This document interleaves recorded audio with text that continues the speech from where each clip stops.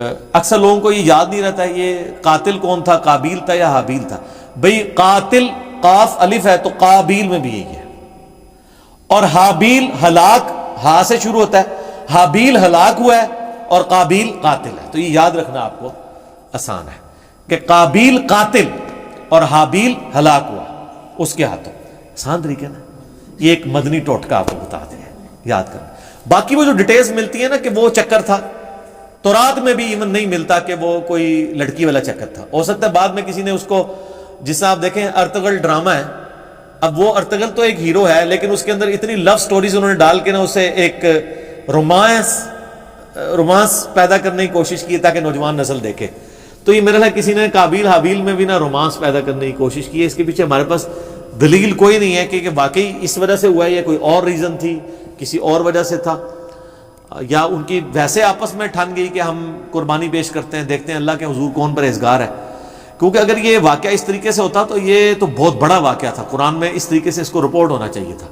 اور قرآن میں اگر نہیں ہوا تو تورات میں بھی نہیں. میں نے اسپیشلی یعنی تورات اس حوالے سے کئی دفعہ دیکھی ہے. تو اچھا اس میں آپ کو لفظ قابیل نہیں ملے گا، قائن ملے گا، اور حابیل حابیل ہی ملے گا. تو بعض اوقات جیسے اب مکہ کی پروننسیشن بکہ بھی ہے تو ایک لفظ کی دو تین پروننسیشن بھی ہوتی ہیں، ہو سکتا ہے وہ والی پروننسیشن بھی ملتی ہو. لیکن تورات کے اندر شروع میں چیپٹر ہے پیدائش، اس کے بھی تورات کھولتے ہی تیسرے چوتھے صفحے پہ آپ کو یہ واقعہ ملے گا. اس میں بھی صرف قربانی کا ذکر ہے کہ دونوں نے کہا ہم قربانی کرتے ہیں تو دیکھتے ہیں کسی قبول ہو. کوئی لڑکی لڑکے والا چکر ہی کوئی نہیں اس کے اندر موجود. تو یہ کسی نے بنی اسرائیل میں عادت تھی نا یہ رنگ بھرنے والی، تو انہوں نے رنگ بھر دیا ہوگا اور وہ اسی طریقے سے پبلک میں یہ نہیں جاری ہے. پھر لیکن لوگ پوچھتے ہیں کہ اگر ایسا نہیں ہوا تو پھر یہ نسل انسانی شروع میں چلی کیسے ہے؟ نسل انسانی یقیناً شروع میں تو یہ جو آج ہم کہتے ہیں کہ بہن جو ہے وہ محرم ہے، تو یہ کس وجہ سے کہتے ہیں؟ اللہ نے اسے حکم کے طور پہ نازل کیا. اگر یہ حکم نہ ہو تو یہ محرم والا معاملہ نہ ہوتا. تو شروع میں یقیناً کسی چیز کو چلانے کے لیے اس وقت شریعت کے احکام ڈیفرنٹ تھے، وقت کے ساتھ ساتھ شرعی احکام بدلے ہیں. نبی علیہ السلام کی مبارک شریعت میں کئی چیزیں جو حلال ہیں پہلے حرام تھی. بخاری مسلم میں آتا ہے کہ جی نبی علیہ السلام فرمایا اللہ نے میرے لیے پوری زمین سجدہ گاہ کی ہے، پہلے نہیں ہوتی تھی سجدہ گاہ. لوگ سفر پہ بھی جاتے تھے ساری نمازیں اکٹھی کر کے رکھتے تھے، پھر گھر آ کے یا کوئی مسجد ملتی تھی وہاں جا کے پڑھتے تھے. جی کتنا مشکل کام تھا. مال غنیمت حلال کر دیا گیا نبی علیہ السلام کے لیے، اگلے لوگوں کے لیے حلال نہیں تھا. تو شریعت میں احکامات اس زمانے میں یہ چیز ہوگی کہ جو حضرت آدم علیہ السلام کی جو اولاد پیدا ہوئی ہے، اور باقی یہ کہنا کہ صبح پیدا ہوتی تھی شام تک جوان ہو جاتی تھی، اس کی کوئی دلیل نہیں ملتی. اپنے ٹائم پہ جوان ہوتی ہوگی، حضرت آدم علیہ السلام کی بھی اتنی عمر تھی تو وہ آپ تھوڑا ان کو جوان ہونے دیں 15-20. یہ کون سا پاکستان انڈیا والا جوان ہونا ہے کہ 35 سال میں شادی ہو رہی ہے؟ 12-15 سال میں شادی ہو جاتی تھی. تو 12-15 سال کے اندر وہ اس طریقے سے شروع میں اللہ تعالیٰ نے اس سلسلے کو اس طریقے سے چلایا ہوگا. خود یعنی قرآن پاک میں اللہ تعالیٰ ماتا ہے کہ ہم نے سورہ نساء کے اندر کہ ہم نے ایک جان سے سب کو پیدا کیا، اس سے اس کا جوڑا بنایا. اور بخاری مسلم میں آتا ہے کہ اما حوا جو ہے وہ سیدنا آدم علیہ السلام کی پسلی سے پیدا ہوئی. قرآن میں بھی اشارتاً موجود ہے. اور یہ سیم چیز جو ہے تورات میں بھی آپ کو پیدائش چیپٹر میں ملے گی کہ حضرت آدم سے حوا نکلی ہیں.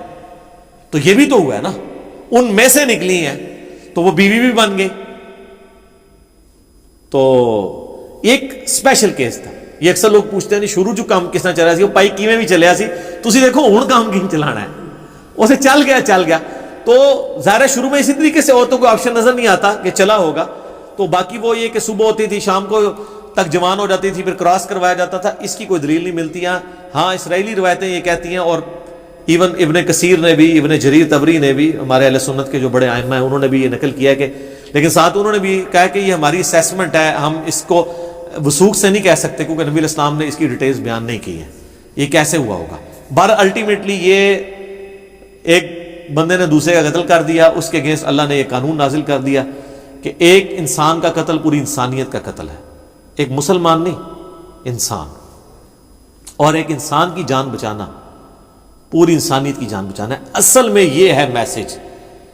آدم کے 2 بچوں کے قتل میں جو میسج ہے وہ یہ ہے کہ قتل نہ حق اللہ کو ناپسند ہے. بخاری اور مسلم دونوں میں حدیث ہے قیامت والے دن سب سے پہلے قتل کے مقدمے کا فیصلہ ہوگا.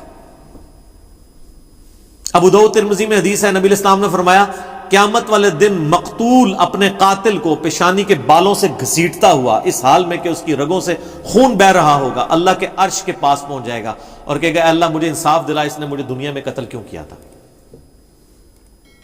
اور سنن نسائی میں آگے اس صحابی کے الفاظ ہیں، اے حکمرانوں قتل پہ معاونت نہ کرو کسی کی، قتل نہ حق اتنی بڑی چیز ہے، اور قتل حق بھی جوڈیشری نے کرنا ہے، یہ نہیں ہے کہ میرے باپ کا قاتل میرے سامنے آیا تو میں گولی مار دوں، نہیں، جوڈیشری میں پروف ہوگا، تو نہیں ہوگا تو آخرت میں بدلہ ملے گا، آخرت کا تو بدلہ بہت بڑا ہے، وہ تو آپ سوچ بھی نہیں سکتے۔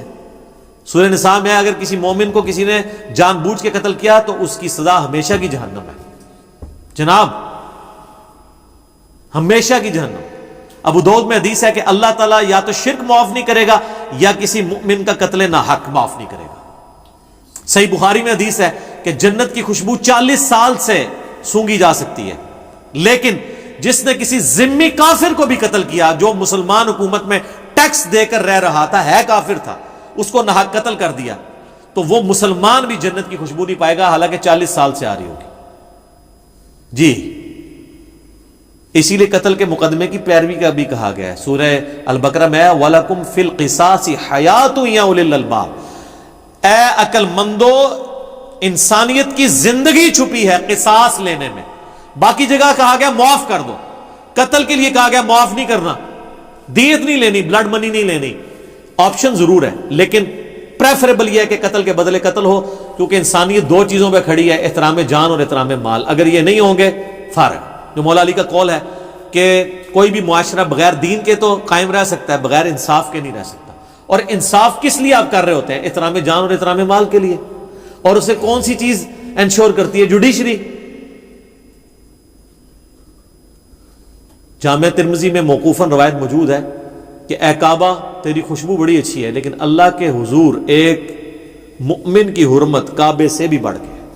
جامع ترمذی میں حدیث ہے کوئی شخص پوری دنیا کو تباہ و برباد کر دے، اللہ کے نزدیک یہ چھوٹا گناہ ہے اور ایک مؤمن کا قتل اس سے بڑا گناہ ہے۔ جناب یہ بہت بہت سینسٹیو ایشو ہے، اس لیے تو میں ایکسٹرا جوڈیشل کلنگ کے خلاف بھی بولتا ہوں۔ آپ نہ حب الوطنی کے نام پر نہ توہین مذہب کے نام کے اوپر قانون کو ہاتھ میں لے کے کسی کو قتل نہیں کر سکتے۔ ناحق بندہ قتل ہو گیا تو آپ مارے گئے، یہ نہیں ہوگا کہ آپ کی اجتہادی غلطی شمار ہوگی، آپ ہر چیز کو جوڈیشری میں لے کر آئیں گے، اور جوڈیشری میں پروف نہیں ہوتا اور وہ واقعی قاتل تھا، اللہ جانے اس کا معاملہ جانے، آپ نہیں کر سکتے، ورنہ بے گناہ لوگوں کو بھی سزا ملنا شروع ہو جائے گی، لوگ اپنی ذاتی دشمنیاں نبھانے کے لیے بھی ماورائے عدالت قتل ایکسٹرا جوڈیشل کلنگ کرنی شروع کر دیں گے۔ تو یہ بہت سینسٹیو ایشو ہے قتل والا۔ تو یہ حضرت آدم علیہ السلام کے 2 بیٹوں کے قتل والا جو واقعہ تھا، اس سے لیسن یہ ملتا ہے۔ میں اپنی گفتگو کو اس حوالے سے کنکلوڈ کروں گا اسی حدیث پہ جو بخاری اور مسلم دونوں میں ہے کہ نبی علیہ السلام نے فرمایا دنیا میں جب بھی کسی انسان کو ظلماً قتل کیا جاتا ہے تو اس کا گناہ کا بوجھ آدم کے اس بیٹے کے اوپر بھی پڑتا ہے جس نے سب سے پہلے انسانیت میں قتل کیا تھا، اور اس پہ تو پڑتا ہی ہے۔ اور اس کو سپورٹو وہ بھی حدیث ہے صحیح مسلم کی کہ جس نے اسلام میں اچھا طریقہ جاری کیا، جتنے لوگ عمل کریں گے اس کا ثواب اسے ملے گا اور ان کے اپنے ثواب میں بھی کمی نہیں آئے گی، اور جس نے اسلام میں برا طریقہ جاری کیا، جتنے لوگ اس کے اوپر عمل کریں گے اس کا وبال بھی اس پہ ہوگا اور وہ عمل کرنے والوں کے وبال میں بھی کمی نہیں ہوگی۔ یہ اسلام میں اچھی بدعت اور بری بدعت نہیں ہے، طریقہ، جیسے یہ ہم ویڈیو بنا رہے ہیں یہ طریقہ ہے، احادیث ریٹن فارم میں ائمہ لے کر آئے یہ طریقہ ہے، الیکٹرانک کاؤنٹر یہ طریقہ ہے، جہاز پہ اونٹ کی بجائے جہاز کے اوپر سفر کرنا حج کے لیے اونٹ کی بجائے یہ طریقہ ہے، یہ سب طریقے ہیں، اس سے اصل دین نہیں بدلا۔